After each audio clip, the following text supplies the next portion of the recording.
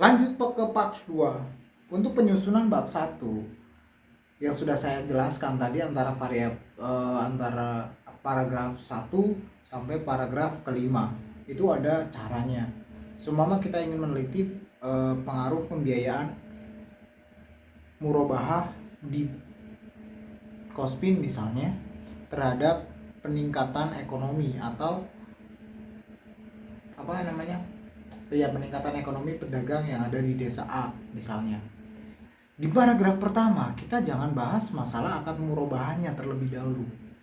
Memang betul yang saya katakan, di paragraf pertama kita bahas masalah variabel X. Paragraf X-nya itu apa? Nilai literaturnya emang ada di akad murabahahnya. Namun kalau seumpama kita langsung tembak ke akad murabahahnya, akad murabahah merupakan akad jual beli plus ditambah dengan keuntungan atau ditambah dengan margin.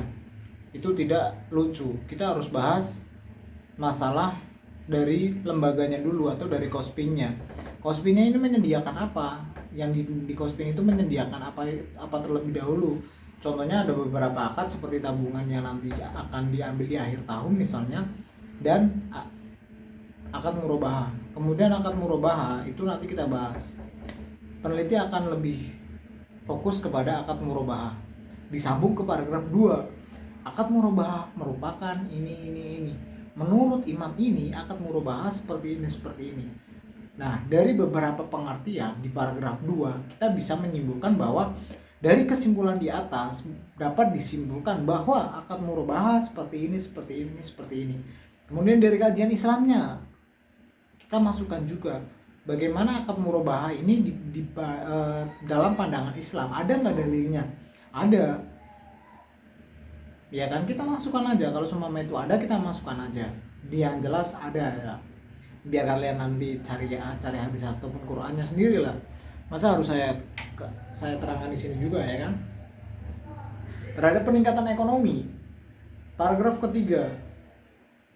Akad murabahah ini bisa mengangkat derajat perekonomian di desa ini. Peningkatan ekonomi adalah gini. Peningkatan ekonomi ini sasarannya adalah di desa A. Karena apa? Kenapa di desa A? Di desa A terdapat pedagang, yaitu pedagangnya antara lain pedagang bakso misalnya. Kita bahas aja, ulik aja pedagang bakso di paragraf 4-nya. Nah, di paragraf 4-nya kan kita sudah bahas tuh akad baksonya. Kemudian di paragraf 5-nya kita bisa kasih kesimpulan bahwa dari uraian di atas kita dapat simpulkan bahwa atau kita tertarik untuk mengambil sebuah judul ini, pengaruh pembiayaan murabahah di Kospin terhadap peningkatan ekonomi pedagang bakso. Kenapa harus pedagang bakso? Karena dalam suatu penelitian kita harus menfokuskan. Jangan asal kita mengucapkan pedagang, otomatis nanti dewan pembimbing itu nanti akan merasa heran, ini apa, pedagang apa maksudnya. Pedagang kan luas, itu secara umum harus kita kaji lagi atau harus kita rinci lagi. Pedagang bakso yang tadi bisa pedagang yang lain ya, pokoknya jangan bilang pedagangnya, tapi kita harus bilang pedagang A ataupun pedagang B nya. Rumusan masalahnya seperti apa? Yang pertama, rumusan masalah dari variabel X.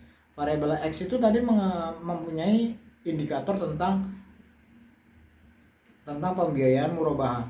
Ya langsung aja ditulis bagaimana pembiayaan murabahah di Kospin jasa. Udah tuh, yang pertama sudah ketemu. Terus bagaimana peningkatan ekonomi. Yang kedua, bagaimana peningkatan ekonomi pedagang bakso di desa A.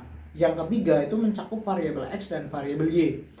Yang variabel X-nya itu kita langsung tulis aja, atau yang rumusan masalah yang ketiga kita langsung tulis aja bagaimana pengaruh pembiayaan murabahah di Kospin terhadap peningkatan ekonomi pedagang bakso di desa A. Seperti itu aja. Next time.